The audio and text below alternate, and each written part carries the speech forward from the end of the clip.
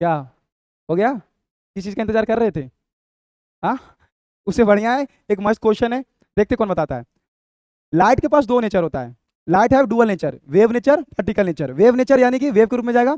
Particle nature इसलिए बोलते हैं कि वेव के रूप में तो जाता जरूर है, पर अपने साथ स्मॉल पैकेट ऑफ एनर्जी रखता है, छोटा छोटा।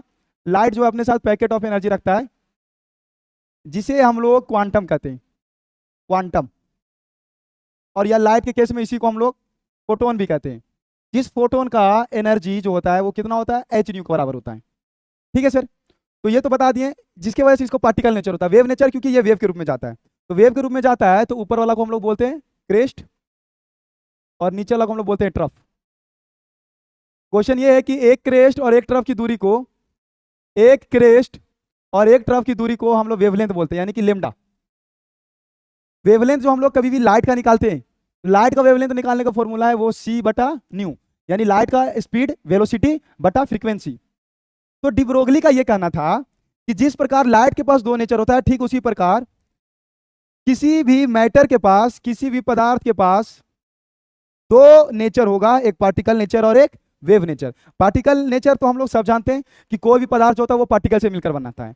लेकिन अगर कोई पदार्थ अगर वेव के रूप में, इसका कहने का मतलब अगर हमारे पास बॉल बिगे हैं तो वो वेव के रूप में जाएगा।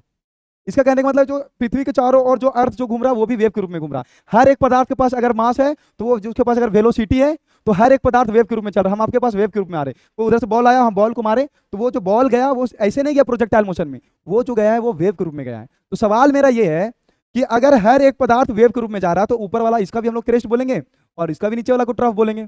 तो एक क्रेस्ट और एक ट्रफ की दूरी को, एक क्रेस्ट और एक ट्रफ की दूरी को हम लोग इसको भी वेवलेंथ बोलेंगे, लेमडा बोलेंगे। तो बताओ कि अगर हम लोग लाइट का निकालने के लिए वेवलेंथ ये फॉर्मूला लगाएंगे, तो किसी पदार्थ, अगर हम लोग, आप लोग, सब लोग अगर एक मैटर वेव के रूप में चल रहे हैं, तो बताओ उसका वेवलेंथ कैसे निकालेंगे, क्या फॉर्मूला होगा? कमेंट बॉक्स में जरूर लिखो, जिसका आंसर सही होगा उसको हम जरूर लाइक करेंगे, आंसर जरूर देंगे।